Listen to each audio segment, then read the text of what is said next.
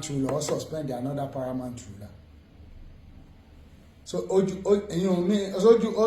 mi lọ ní àgbáwò àbó fi po ojú mi lọ.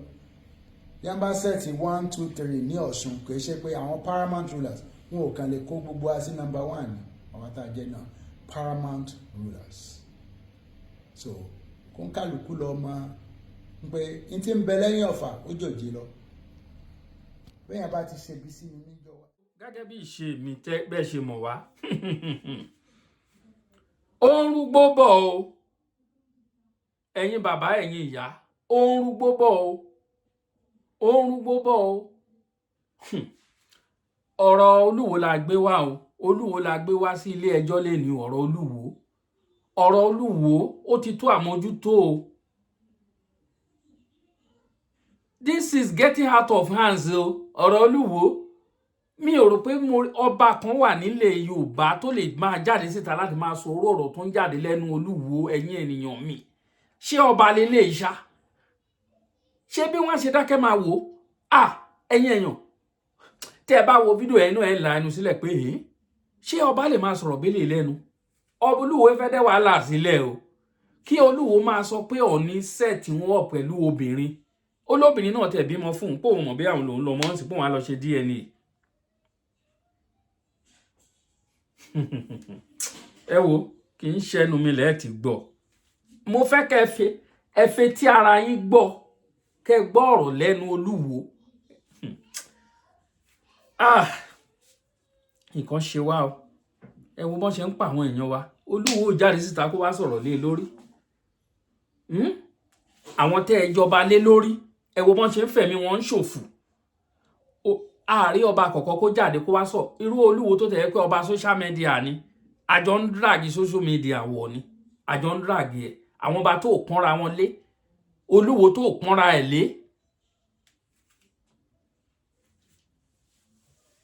Olúwo kò lè jáde síta kó wá sọ lórí nǹkan tó ń ṣẹlẹ̀ ní Òkè Ọdẹ àbí kílẹ̀ tí ń pè ní Kwara State ọba ńlá gbogbo ẹ̀ ṣe ọba ńlá bàbá ńlá ní Kwara State gbogbo nǹkan tó ń ṣẹlẹ̀ ń bẹ̀.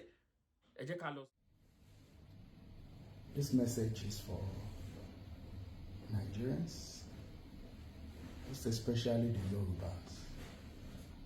I'm saying this because I want other Nigerians to know. When I get on the throne, we see me talking about this Oni Adeyeye. You will see me talking about. What you don't know, I will tell you today. The governor of Osun State, commissioners, and all. This, I helped Oni Adeyeye. But because Ongbe Orisha Law, he was holding Orisha as and me, God has put me as above Orishas, as a king. But let's look at it. And because of that, as a kingmaker or somebody that helped a king to become the king that I was, he doesn't want me to say the story in the future. He was looking for my downfall. Then the next thing, they packaged a woman. It was a woman that was packaged for me, but I don't know her from Canada. But it was packaged for me, it was a setup. After they set me up, they were talking to her in our own, she was in my house and they were talking to her and setting me up. Setting up with videos, setting up with many things. Ya video, Nino Yara, Yomo Bimilerio, this wife will be this supposedly wife, an ex-wife. But it was death they sent into my house and they were communicating with her. She was there for over 3 years. She had a child, which I don't even know if it's my child now. I have to confirm that through DNA. Because they want her to kill me. She poisoned me 2 times. They set up assassination attempt. They did everything so that maybe the Orisha or the gods will kill me. But they failed.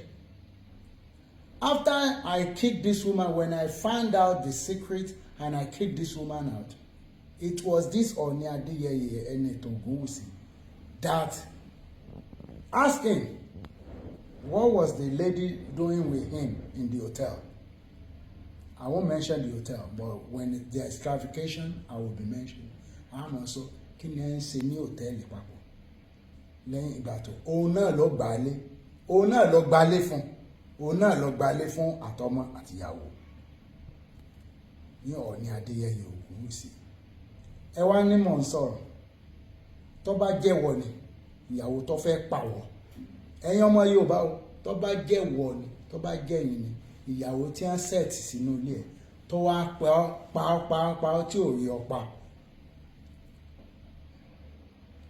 Ìjà yóò lè tán láti máa bá lọ ní èmi ò sì ṣe é pa. Ọba aṣọ ògùn títí òrìṣà ọkàn Ṣàngó ò lè pè mí bàbá mi ní òrìṣà, bàbá mi ní Ṣàngó, bàbá ńlá mi, ṣùgbọ́n ọmọ gbọ́dọ̀ ju bàbá náà lọ. Mo ti dọba lénìí, Ṣàngó ò lè pa mí, Ṣàngó is a criminal. Ògún ò lè pa mí, Ògún is a criminal. Àwọn bàbá ńlá wa ni they are not criminals, so they won't be killing their children.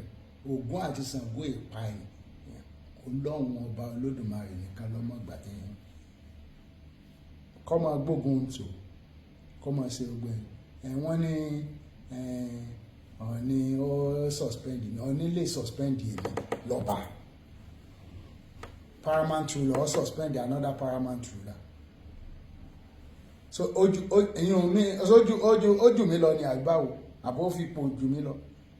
Yamba sẹ́ẹ̀tì 1 2 3 ní Ọ̀ṣun, kò ṣe pé àwọn paramount rulers wọn ò kàn lè kó gbogbo wa sí number 1 ní àwọn tá a jẹ́ náà paramount rulers.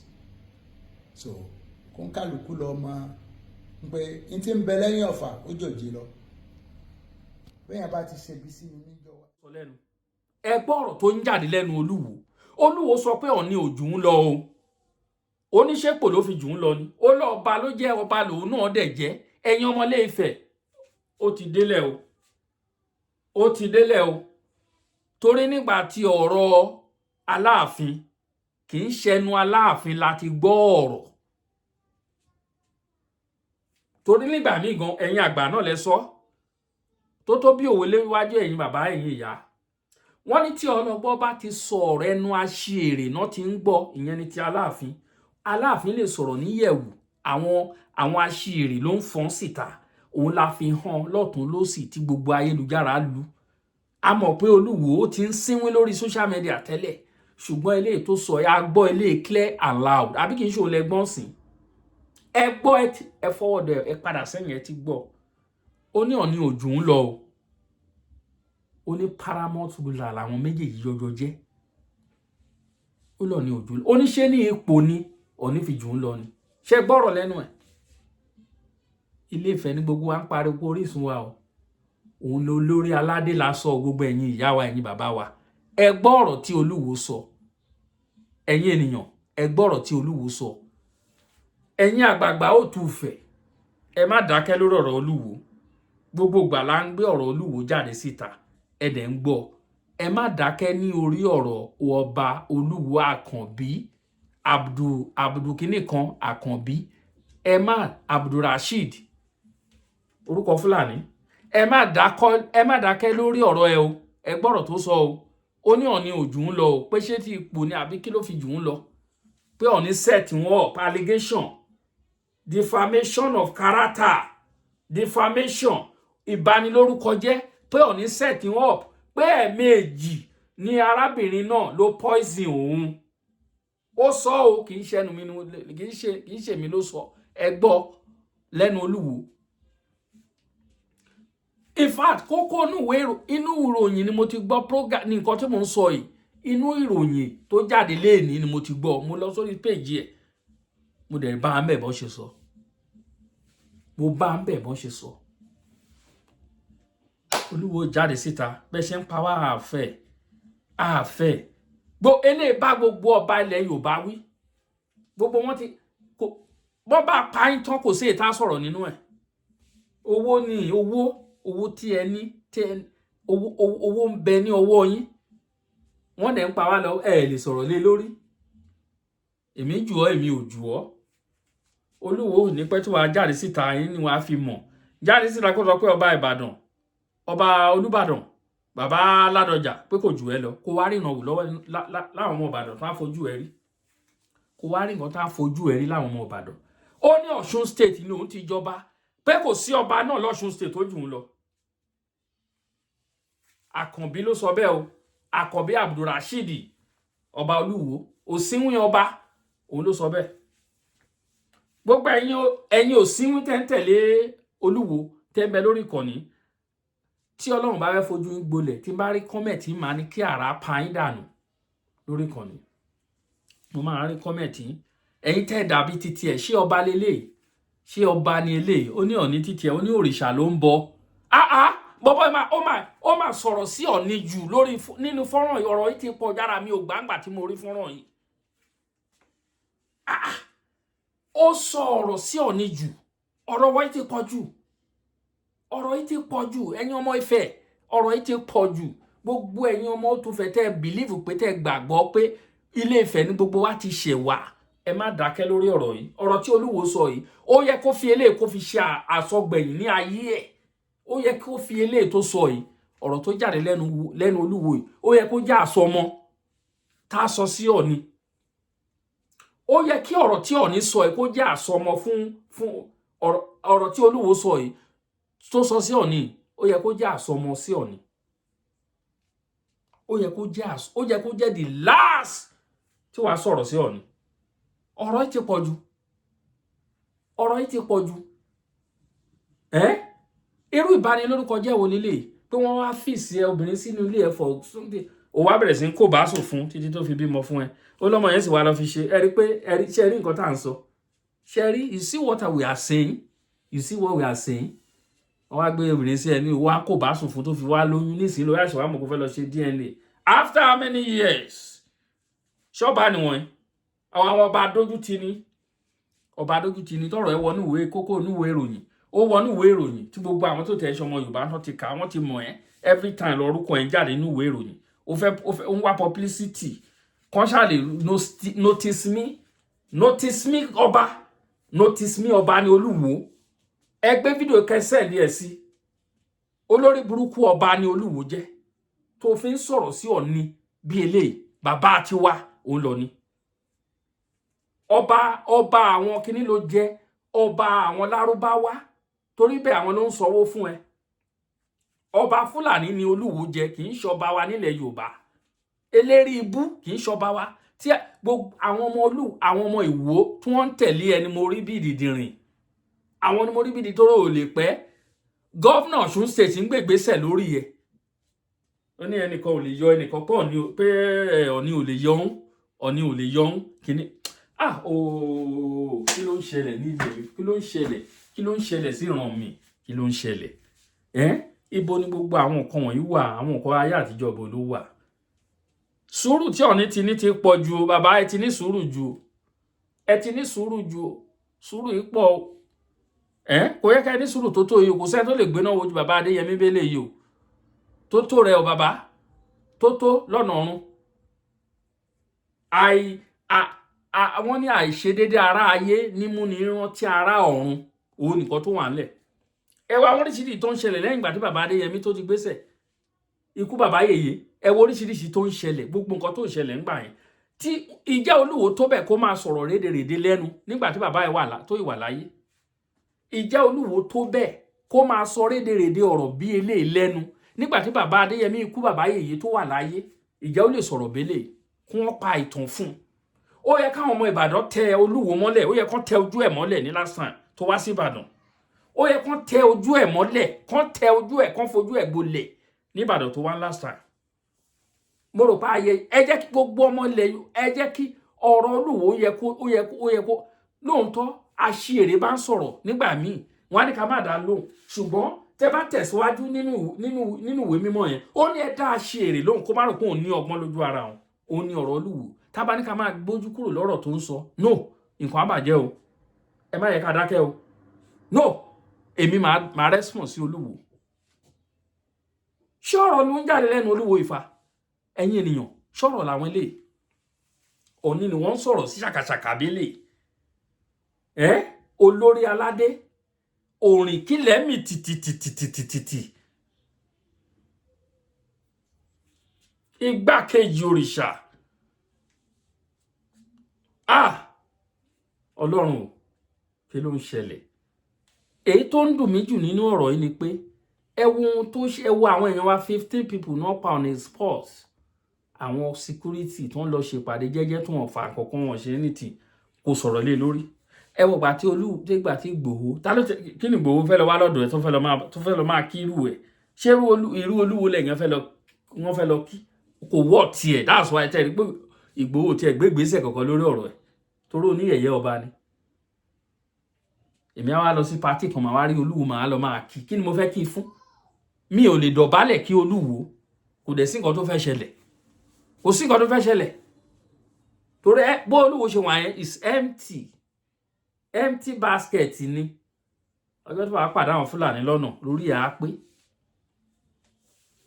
ẹ wo ẹ̀yin èèyàn wa ẹ bá wa ṣí fọ́nrán káàkiri kẹ́ ẹ jẹ́ káwọn èèyàn gbọ́ nǹkan tó Olúwo sọ ẹ ṣí ẹ káàkiri kẹ́ ẹ jẹ́ ká gbọ́ nǹkan tó sọ ọ̀rọ̀ rírùn lẹ́nu ẹ gbọ́ ọ̀rọ̀ lẹ́nu mo nígbàgbọ́ pé bàbá wa nílé Ifẹ̀ wọ́n á ti gbọ́ fídíò ìgbésẹ̀ tí wọ́n bá fẹ́ gbé ni mo fẹ́ máa wò bí àwọn á ti dákẹ́ bóyá wọ́n á ti wá dákẹ́ ní eléyìí á wà máa wò gbogbo ẹ̀yin ọmọ Ilé Ifẹ̀ bóyá ẹ dákẹ́ lórí ọ̀rọ̀ ìbanilórúkọ jẹ́ tí Olúwo tó ń ba bàbá wa lórí jẹ́ bóyá ẹ ti máa wò mo fẹ́ rí ọba tó ń ta ẹ gbọ́ ọ̀rọ̀ tí bàbá Olúbàdàn sọ ó ní òun ò fi ṣẹ̀ṣẹ̀ ṣeré ó ní gbogbo àwọn nǹkan tí wọ́n ń bọ nínú ilé wọn lòun á lọ wú síta o òun ti jọba o òun ò kì í ṣọba politician òun ò ṣe politics mọ́pọ̀ ọba lòun jẹ́ òun ni bàbá lórí gbogbo yín nísìn gbogbo nǹkan bí ọba ṣe ń sọ̀rọ̀ nìyẹn kò sí ètò kàn ẹ́ pẹ̀lú politics yes ọ̀rọ̀ gidi nìyẹn ọ̀rọ̀ tó yẹ kí ọba máa sọ lẹ́nu nìyẹn kò sí ètò kàn ẹ́ pẹ̀lú politics bàbá ló jẹ́ sí gbogbo wọn ó dẹ̀ gbọ́dọ̀ mú ìṣẹ̀ṣe number 1 torí ọba ìṣẹ̀ṣe ló jẹ́ ẹni tó bá ti jẹ́ ọba kò jẹ́ ọba pásítọ̀ kò jẹ́ ọba mùsùlùmí ọba ìṣẹ̀ṣe ni lọ́ba pọ́nbélé tinú àtẹ̀yìn òun lọ́ba torí kàláfíà lè jọba òun náà fi ń ṣe pé ọba ń ṣe ẹ̀sìn ń ṣe lè ọba òun ṣe mùsùlùmí kò ṣe kìrìsìtẹ́nì láyéláyé bàbá ńlá oníṣẹ̀ṣe pọ́nbélé ni traditional ruler ni wọ́n pè traditional ruler òun wọ́n pè wọ́n pè ní religious ruler traditional ruler òun wọ́n pè wọ́n ń ṣe religion kò sí ètò kàn pẹ̀lú gbogbo yẹn àtẹ̀júbọ̀ ọba tó bá ń lọ sí tó ń lọ mọ́ṣáláṣí tó ń ṣe kinní kan àtẹ̀júbọ̀ ló ń ṣe ọba tó ń lọ sí mosque tó lọ ń gbárí mọ́lẹ̀ fún Allahu Akbar òfò bá ń tẹ́ ni àtẹ̀júbọ̀ là ń sán ni àwọn baálẹ̀ Yorùbá wọn ò ní ìgbàgbọ́ lórí nǹkan tó wọ́n jọba lé lórí wọ́n máa doubt wọ́n máa níyèméjì pé mò ń ṣe tradition kinní mò ń ṣe kinní kan tí n bá lọ kún sí ṣé màá rọrùn wọ̀ wọ́n máa lọ sí ṣọ́ọ̀ṣì wọ́n máa lọ sí mọ́ṣáláṣí ẹ̀ ń tanra yín ni ẹ̀yìn ò ń kírun méjì síná ẹ̀ ń tanra yín ni Obama ti jọba bẹ́ẹ̀ ni mo sọ Obama ti jẹ ọba yẹn ó bẹ́tà kó má jẹ ọba ju pé òjọba tó wọ́n á dá òtún lé lórí àmọ́ bí tó fẹ́ kẹsẹ̀ sí ẹ̀yìn ò kí ń kẹsẹ̀ sómi kó máa kígbe òtútù kò possible ọba ìṣẹ̀ṣe pọ́nbélé ni ẹ́ wó yẹ kó máa rúbọ kó máa bọ Ògún bẹ́ẹ̀ ni mo sọ ẹni tó bá ti lè ṣe lè you are not a king you are just a ordinary person kò yẹ kó rí ẹ kó máa pè é ní kábíyèsí o kábíyèsí sáàpọ̀ ara ẹ ló jẹ́ you are not a king you are not a king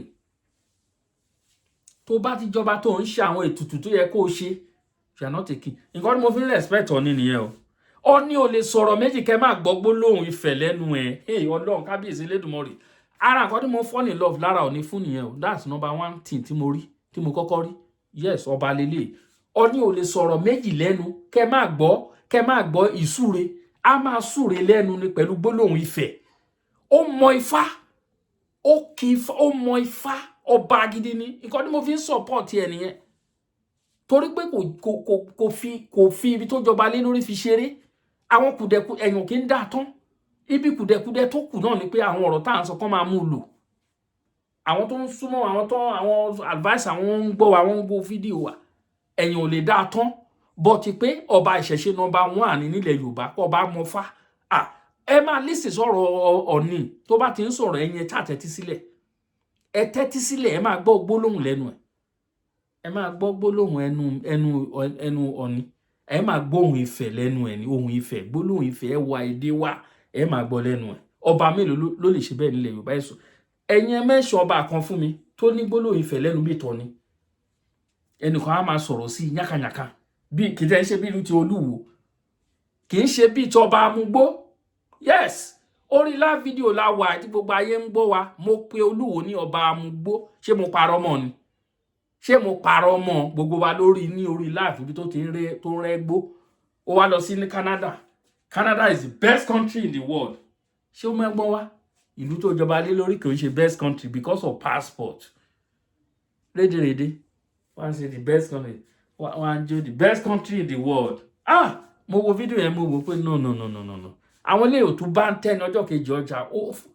Ẹ wo, tá bá ní ká continue, a máa sọ lọ ni. Olúwo is not a king. It's not a king.